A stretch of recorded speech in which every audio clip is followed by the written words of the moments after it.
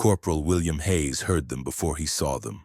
The snap of a branch, the rustle of wet leaves, then silence. The kind of silence that meant death was choosing its moment. He was crouched in a mud hole somewhere along the Kokoda Track, September 1942. The New Guinea jungle pressed against him from every direction. Vines wrapped around his ankles.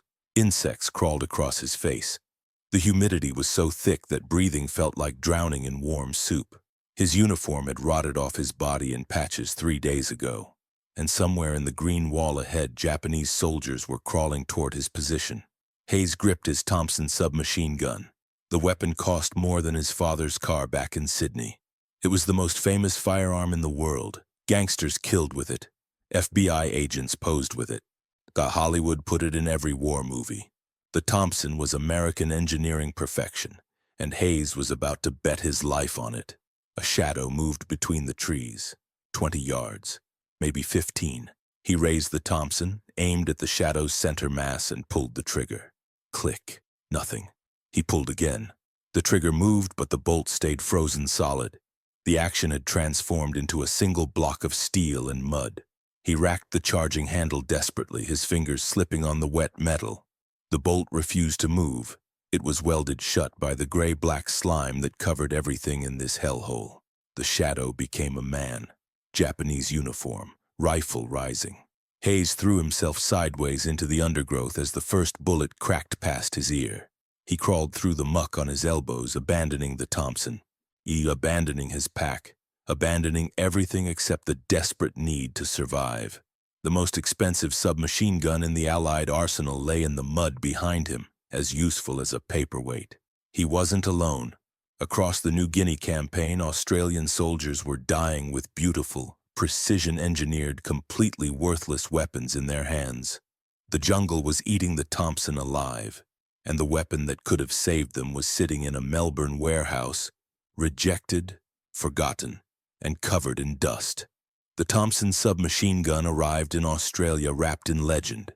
This was the Chicago Typewriter, the weapon that had defined an era of American crime and punishment. Al Capone's men had used it to write their names in blood across Prohibition-era streets. The FBI had used it to write the endings of those same gangsters. By 1940, the Thompson had transcended mere functionality to become a symbol of firepower itself. The Australian Army paid handsomely for this symbol.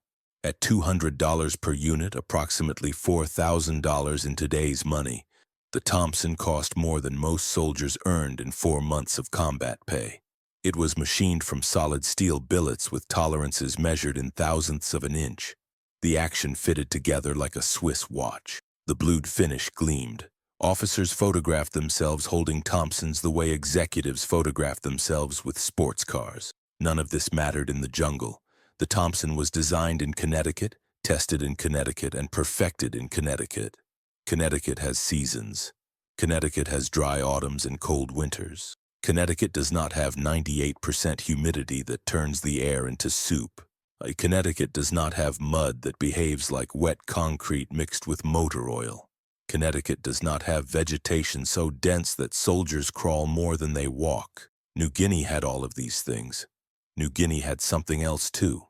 New Guinea had the Japanese army advancing toward Australia at a pace that suggested the continent might fall within months. The Thompson's precision engineering became its death sentence in tropical conditions. Those perfect tolerances that made it so reliable on American firing ranges meant the parts had no room to move when contamination entered the system. A speck of grit in a Connecticut gun shop was an annoyance. A speck of grit in New Guinea mud was a death sentence. The bottom-mounted magazine created an even bigger problem. Every submachine gun in the world fed ammunition from below or from the side. This was accepted doctrine. This was how guns worked. The magazine jutted downward like a handle, which seemed logical and ergonomic. Nobody questioned it. But in the jungle, soldiers spent most of their time prone. They crawled through creek beds. They dove into shell craters. They pressed themselves into the mud when ambushes erupted. Every time an Australian soldier hit the ground, his Thompson scooped jungle directly into the magazine well. The feeding mechanism swallowed grit, water, rotting vegetation, and unnamed biological slime. The precision Swiss watch action received this contamination and immediately stopped working. Reports flooded back to headquarters with horrifying consistency. Weapons jamming after single shots. Weapons jamming before firing at all. Weapons so clogged with mud that the bolts required hammers to move. Soldiers were dying in firefights with fully loaded weapons that refused to fire. The brass considered alternatives. The British Sten gun was cheaper, but its side-mounted magazine caught on every vine and branch in the jungle. The action rattled loud enough to announce a patrol's position to anyone within 50 yards. Australian soldiers called it the Woolworths Special and trusted it even less than the Thompson. The military establishment faced an impossible situation. Their soldiers were fighting the most brutal close-quarters campaign of the Pacific War with weapons that belonged in a museum display case. They needed something that worked in the mud. They needed something ugly. Evelyn Owen did not look like a weapons designer. He was 24 years old in 1939, thin as a rail, socially awkward, and more comfortable with machinery than with people. He had grown up in Wollongong, an industrial town where coal dust mixed with sea salt in the air. His formal education had been unremarkable. His ability to build things from scrap metal was extraordinary. Owen had been obsessed with firearms since childhood. While other boys played cricket, he sketched gun mechanisms in notebooks. While teenagers chased girls, he haunted scrap yards looking for discarded parts. His neighbors learned to expect gunfire from the Owen property at unpredictable hours. His family learned to expect burnt fingers and requests for bandages.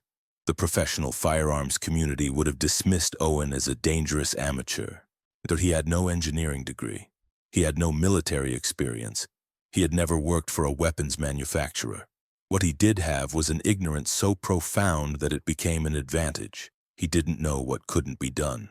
Every submachine gun Owen studied fed from below. Magazines pointed down. This was universal law. The experts had reasons. Bottom feeding allowed a natural grip. Bottom feeding kept the weapon's profile low. Bottom feeding was how things were done. Owen asked a question that no credentialed expert would have asked because the answer seemed obvious. Why does the magazine have to fight gravity? In a bottom-mounted magazine, springs must push ammunition upward against the constant pull of the earth. The heavier the spring, the more reliable the feed. But heavy springs created more friction. More friction meant more opportunities for contamination to cause jams. The entire system was engineering itself into a corner. Owen flipped the equation. He mounted his magazine on top. The experts would have laughed. A top-mounted magazine blocked the shooter's line of sight. It made the weapon tall and awkward. It looked absurd, like mounting a chimney on a rifle.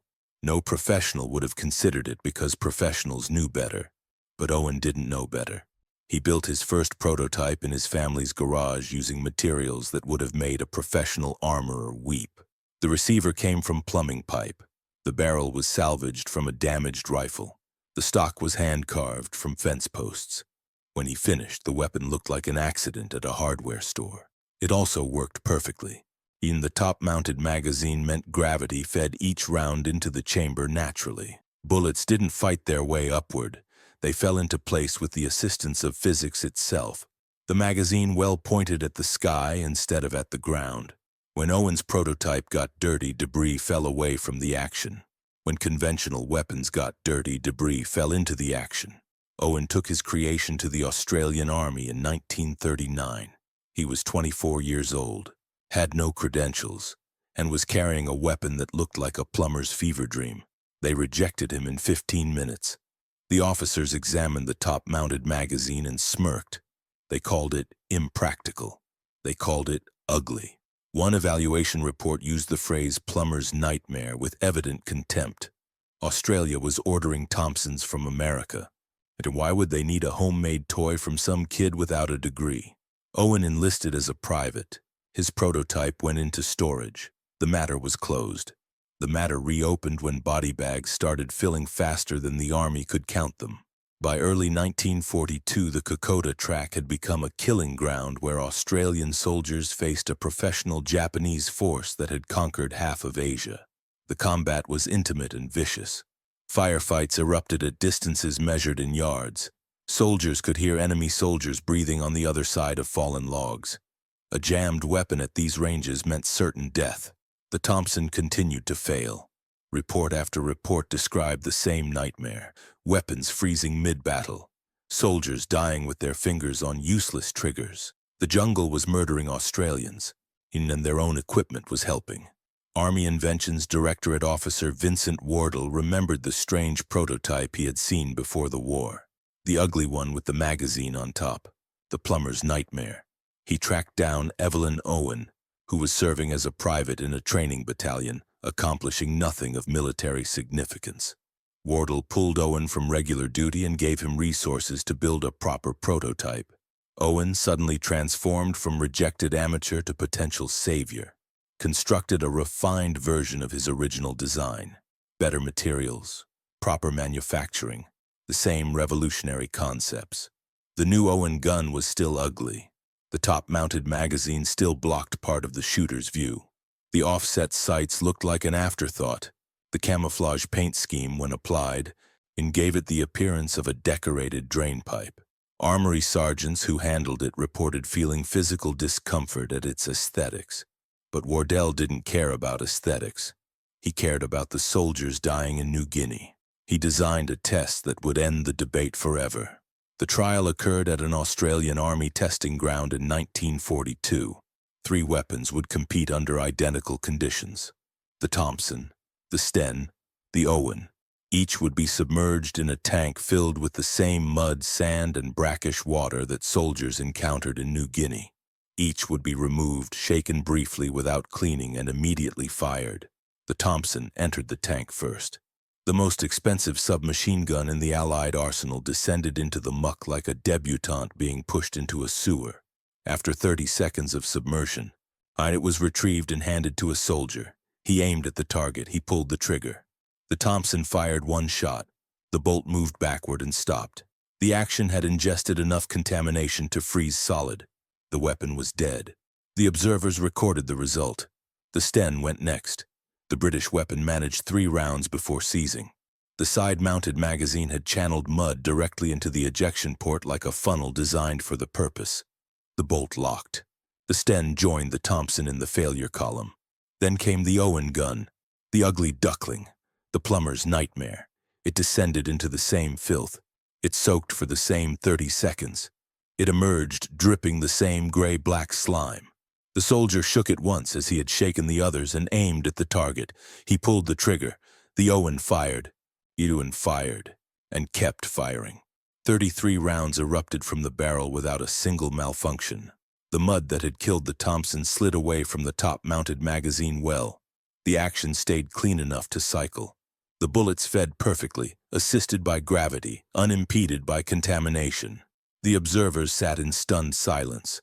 They ran the test again. Same result. They extended the submersion time to 2 minutes.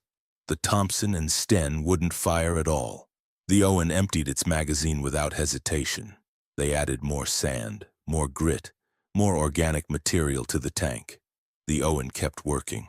The plumber's nightmare had just destroyed the reputation of the most celebrated weapons in the Allied arsenal. The ugly garage prototype had humiliated decades of professional firearms engineering. One observer was recorded saying a single sentence that captured the moment perfectly. He said, "The bloody thing actually works." Production began immediately. Australian factories, desperate to arm soldiers who were running out of time, began stamping out Owen guns as fast as their machinery allowed. The weapons that emerged were not beautiful. The welds were visible. The finish was rough. The overall appearance remained distinctly plumbing adjacent. None of this mattered in the jungle. The first Owen guns reached the Kokoda Track in late 1942. Soldiers who received them were skeptical. The weapons looked like jokes. The top-mounted magazine seemed impractical. Some veterans refused to surrender their Thompsons despite the documented failures. That skepticism evaporated after the first ambush. Private Robert Mitchell was on patrol near Buna when Japanese soldiers opened fire from concealed positions. He dove into a creek, his Owen gun plunging beneath the brown water. When he surfaced, he raised the weapon, streaming mud and vegetation, and opened fire immediately. The Owen worked perfectly. He emptied the magazine into the tree line, reloaded with wet hands and a weapon covered with slime, and continued firing. The soldier beside him, still carrying a Thompson, was dead. His weapon had jammed on the first shot. Word spread through the Australian lines with the velocity of survival instinct. The ugly gun works. The beautiful gun kills you. Within weeks, soldiers were trading premium items for Owen guns. Cigarettes, chocolate, captured souvenirs, anything of value was offered in exchange for the homemade Australian weapon. The men who had mocked the plumber's nightmare were now fighting to possess it. The Owen gun fought through the rest of the New Guinea campaign. It fought at Buna. It fought at Gona. It fought in conditions that destroyed every other weapon on the battlefield. Soldiers reported dropping Owens in swamps and immediately continuing to fire. They reported weapons so caked with dried mud that the serial numbers vanished, yet the action still cycled flawlessly. Japanese soldiers learned to fear the distinctive sound of the Owen's higher cyclic rate. Australians learned to trust their ugly weapons with the devotion usually reserved for religious icons.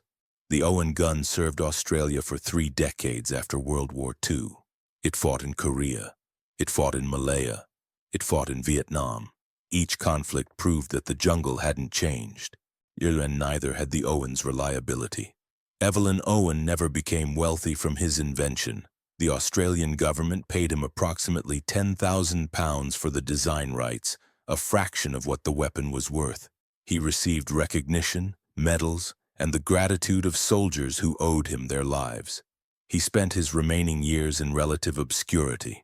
Owen died in 1949 at the age of 33. His creation outlived him by decades. The legacy extends beyond the weapon itself. The Owen gun proved that expertise can be dangerously wrong. The professionals with credentials and experience had rejected a solution because it violated their assumptions about how things should work. They knew that magazines mounted below. They knew that gravity was an enemy. They knew what couldn't be done. They were catastrophically mistaken. Sometimes the amateur with no formal training sees clearly precisely because he hasn't been taught what to overlook.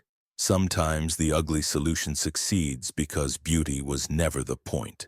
Sometimes the plumber's nightmare saves an army because the elegant thoroughbred can't handle the mud. The soldiers who survived New Guinea didn't care that their weapons looked like hardware store accidents. They cared that their weapons fired when they pulled the trigger. In the jungle where death waited behind every tree, ugly was beautiful enough. If this story gripped you, smash that subscribe button and hit the notification bell. Drop a comment below. Would you have trusted the ugly gun that works or stayed loyal to the beautiful gun that jams? Your answer might reveal something about how you face impossible situations. I'll see you in the next one.